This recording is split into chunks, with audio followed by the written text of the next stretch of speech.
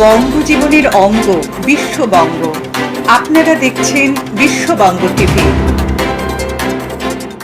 जो भ्रूण हत्या करता है 6 महीने या साल भर का शिशु सामने रख दो या उसको तलवार दे दो, चाकू दे दो कि इसके टुकड़े करे, शायद कोई माता पिता नहीं करेगा।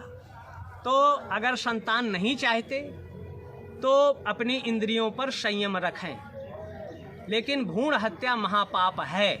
और जहाँ तक 5 का प्रश्न है, वैसे ऋग्वेद में 8 पुत्रों का उल्लेख आता है। 8 संतान जो पैदा करेगा उसको पुम नाम नरक, उनके माता पिता को नहीं देखना पड़ेगा और वो सीधे स्वर्ग का अधिकारी है, ये ऋग्वेद कहता है। वर्तमान में सरकारों का है कि हम 2 और हमारे 2। तो अगर 2 का प्रकरण हम लेते तो आज कृष्ण बलराम हम लोगों को नहीं मिलते, या भरत शत्रुघ्न नहीं मिलते। जब राम का राज्य का होने का था, हो गया वनवास, तो अयोध्या में भी रक्तपात हुआ होता, लेकिन बड़ा ने छोटे के लिए त्याग किया और छोटा भी बड़ा से कम त्यागी नहीं था। जैसे कुटिया बनी है आपके यहाँ, ऐसे पर्णकुटी में नंदी गांव में उन्होंने 14 वर्ष राम की खड़ाहू को लेकर राज्य किया। तो मतलब जो त्याग का स्वरूप था समाज के लिए, वो भाई का स्वरूप था। लगभग 400-500 IAS हैं, 300 से ज़्यादा IPS हैं और 1000 से ज़्यादा PCS हैं और लगभग 300 से ज़्यादा हमारे विधायक हैं। 250 के लमसम सांसद हैं जो अपनी पिता की 4वीं या 5वीं 6वीं संतानें हैं।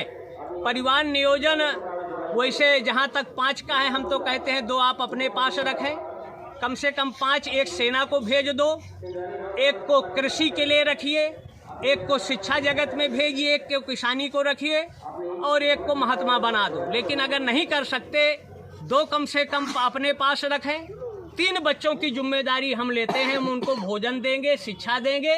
और जो सुभाष चंद्र का सपना था, आज़ाद हिंद फौज बनाया था, भारत के जो द्रोही हैं, राष्ट्रद्रोही हैं, उनको नियंत्रण करने के लिए, कंट्रोल करने के लिए।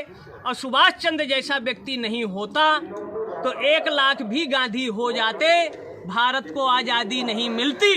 लेकिन आज़ादी के 75 सालों के बाद, मतलब अखंड भारत का प्रथम प्रधानमंत्री सुभाष चंद्र बोस थे, जिसको ना पाकिस्तान बना था ना बांग्लादेश बना था, और विश्व के लगभग 15 देश सुभाष चंद्र को प्रथम प्रधानमंत्री के रूप में मान्यता दिया था।